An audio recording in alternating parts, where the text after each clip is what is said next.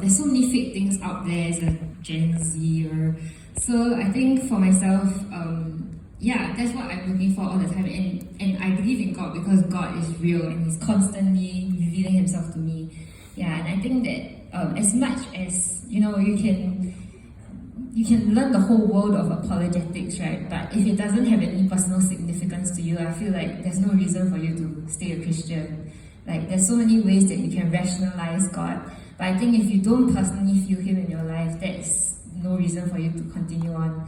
Yeah, so I think for myself, I'm a second-gen Christian. So actually, I don't know whether there are Gen Zs here. Are you any Gen Zs? Young people, yay! Yeah, okay. Yeah, so I think for ourselves, like maybe most of us are second-gen Christians, but I think maybe for even everybody else, I feel like there's a certain point in your life, whether you are first gen or second gen or third gen or whatever gen, that you have to come to grasp your own faith as your own. So I think that taking ownership of my own faith, there was a point in my life where I realized that this is not my parents' faith, that I have to figure it out for myself. And my parents are amazing because they actually let me, during a very rebellious phase, go on a solo mission trip. And I think that was 2 months in Manila where I spent figuring out what I was doing with myself, away from church, away from family. And it's crazy because they let an 18-year-old go on her own to a country that was actually having quite a bit of political turmoil at the time. It was quite dangerous also. I had no friends. I was staying with strangers. Yeah, but I think that was an act of faith on their part also that has spilled over to me as a young person and has really shaped my faith. So it is that point, whether God is real to you, whether you take ownership of your faith, that keeps me going as a Christian. Yeah. But it still sounds quite experiential, what you experience. But Hindu friends have powerful experiences. So is it purely subjective? Is it purely your experiences? So if God today don't reveal in a way that's understandable, you stop becoming Christian. Yeah, I think perhaps it starts as subjective, right?